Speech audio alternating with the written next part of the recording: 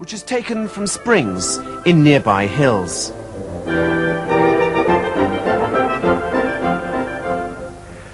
I'm standing on Combe Hill in Kingston upon Thames, where Henry VIII built 3 conduit houses in order to collect spring water and channel it down to Hampton Court. Of the 3 conduit houses, the best surviving is Combe Conduit, which has 2 houses, an upper house that's behind me now, which was badly damaged during the war, and a lower house that survives almost in its entirety. And from here the water was channeled the 18,000 feet towards the palace. His engineers had worked out that the fall between the springs up on the hill here and the palace was over 129 feet, easily enough to provide him with high pressure running water at second floor level.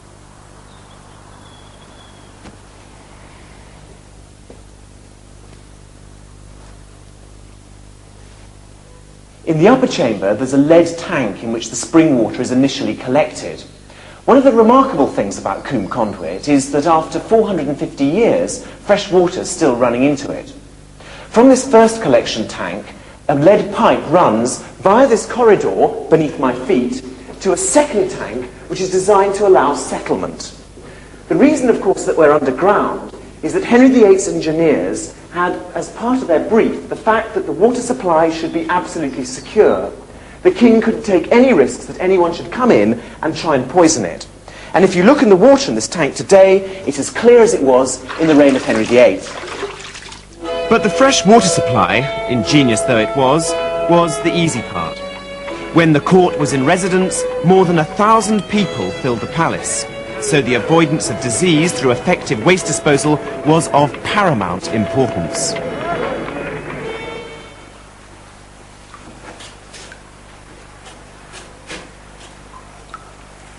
I'm now standing directly beneath the central sump in the kitchen, and that huge amount of waste flowed from above my head 300 yards down a brick drain into the River Thames.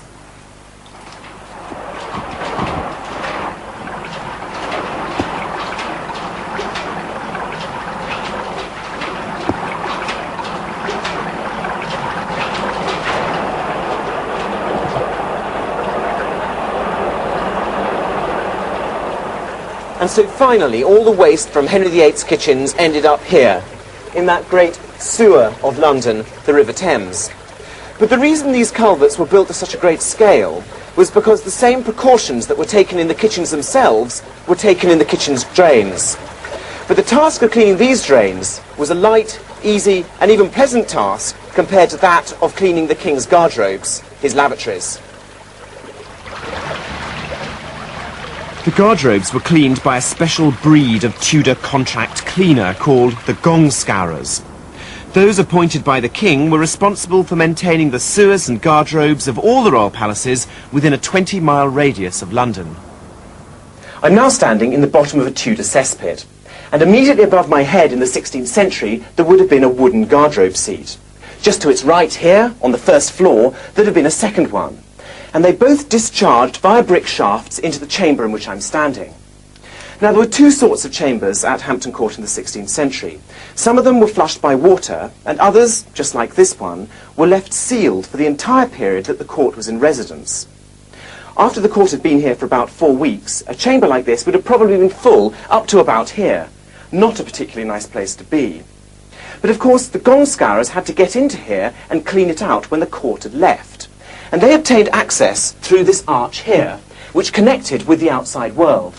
They'd have broken a hole on the outside, they'd have come in, they'd have scrubbed the interior, bricked up the hole, and left this chamber ready for the next visit of the court.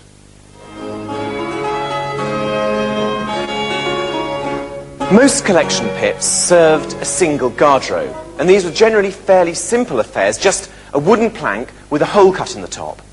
As you can imagine, these weren't particularly comfortable, and I guess they were often pretty smelly. So the king and the queen, and some of the upper courtiers too, had a special sort of Rolls-Royce guardrobe called a close stool.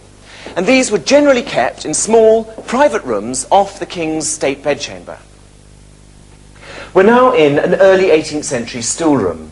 And in front of me here we have a close stool that's almost identical to the stool that Henry VIII himself would have used. This particular example dates from the 17th century and belonged to Charles II. And as you can see, it's a million miles away from the crude planks of wood with a hole cut in the middle that most of the courtiers would have used. This stool has a padded crimson velvet seat. And we know that Henry VIII's version had one that was covered in black velvet with black ribbons and a gold fringe.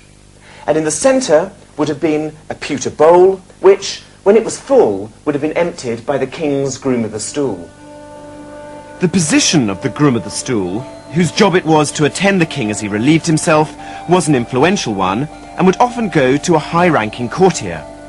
In 1539, Henry VIII's groom of the stool recorded that after the king had taken a laxative pill and an enema, he'd slept until 2 o'clock in the morning when His Grace rose to go to the stool, which, by the working of the pills and the enema that His Highness had taken before, had a very fair siege. Most courtiers had to use the Great House of Easement, which used to be situated in this wing at Hampton Court. Using a computer simulation, we recreated it to show you how it would have looked.